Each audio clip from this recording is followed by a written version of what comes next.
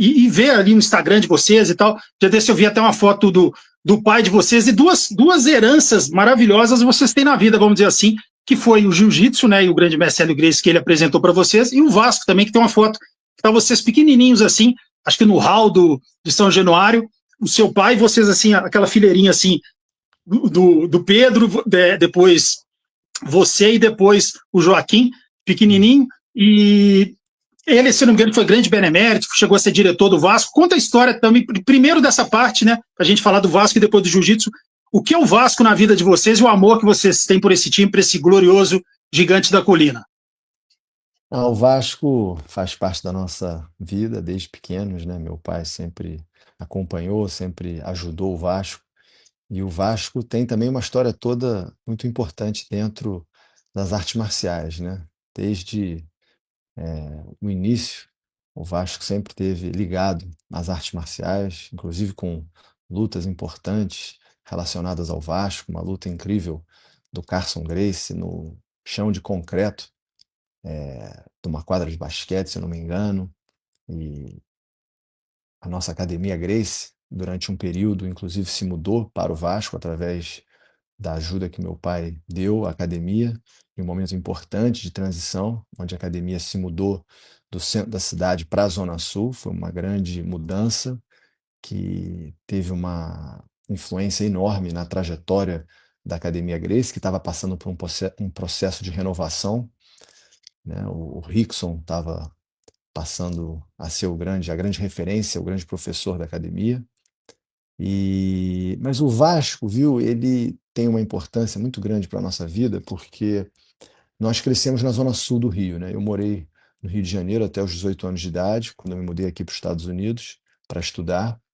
Mas na zona sul, principalmente na época que eu, né, ainda morava no Brasil, a torcida do Vasco era relativamente pequena, né? Apesar de ser uma torcida enorme, é uma torcida muito maior na Zona Norte, não é? Nas zonas mais trabalhadoras, né? O clube do povo, como a gente costuma dizer.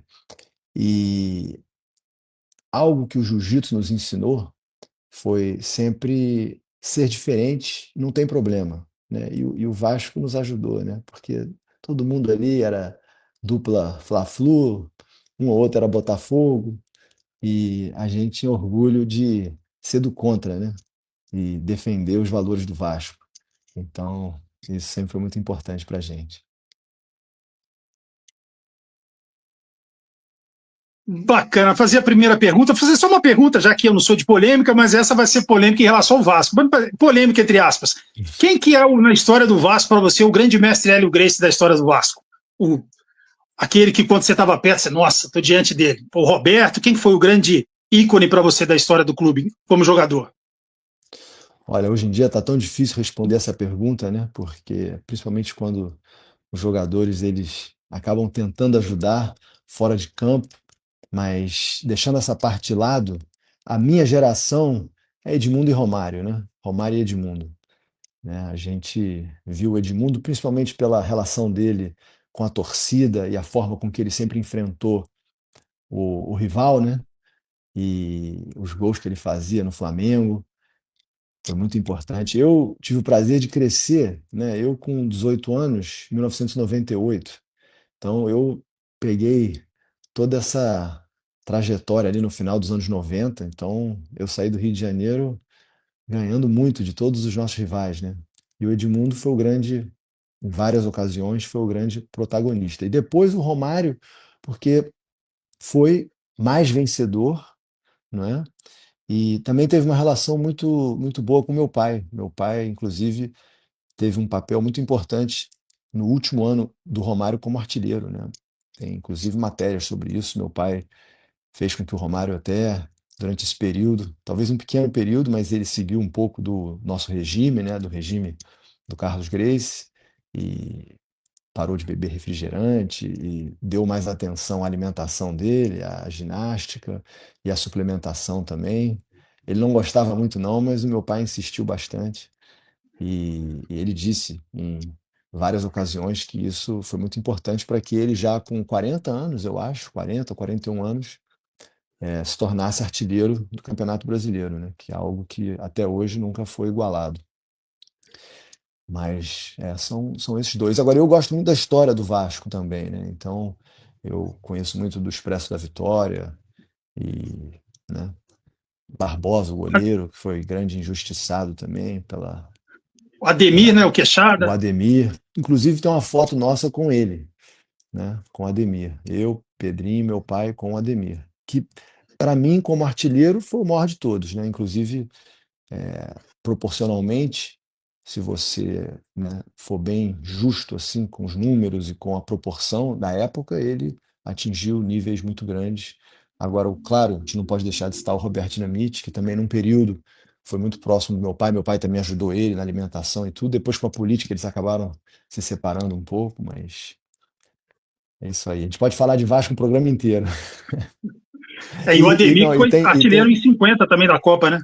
foi artilheiro em 50 da Copa, Vavá.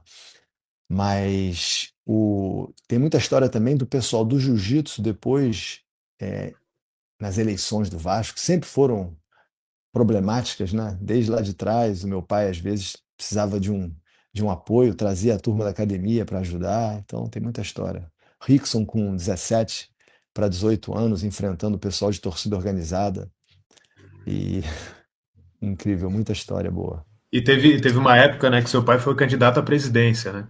É, E, inclusive, ele, naquela época, ele parecia que tentava, a ideia, pelo menos, era trazer algumas experiências aí de Miami, né? Se não me engano, era de equipe de futebol americano, algumas coisas assim, para o Vasco. Eu acho que tinha até um clube aí talvez você vai saber melhor do que eu, porque no Vasco, muito tempo ali, faziam treinamento em São Januário mesmo. Hoje em dia tem o centro de treinamento, né? Até porque, se não me engano, a CBF começou a obrigar esse tipo de coisa. é.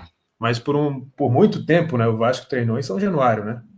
E, se eu não me engano, eu lembro que na época que ele foi candidato, ele tinha um vídeo dele explicando sobre algum time aí de Miami que também tinha essa questão de ter o treinamento, uma espécie de um pequeno complexo também no estádio e tal, e que era uma possibilidade para o Vasco fazer alguma coisa nesse sentido.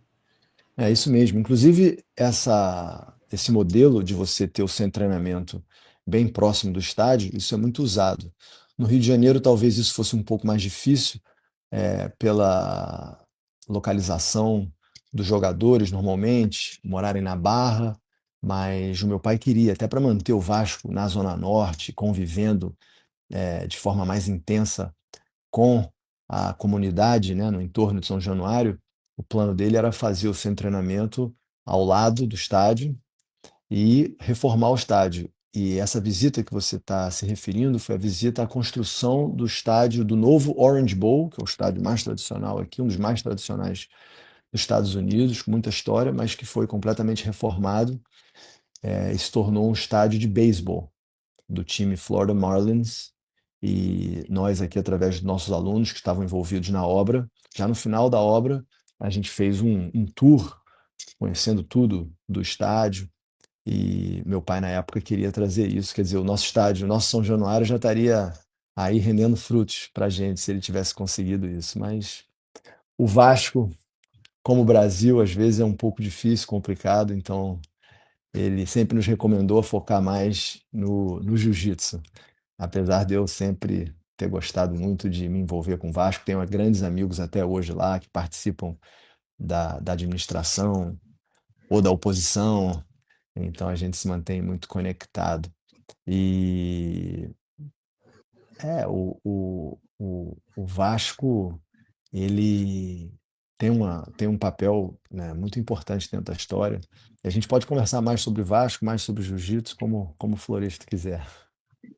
Agora vamos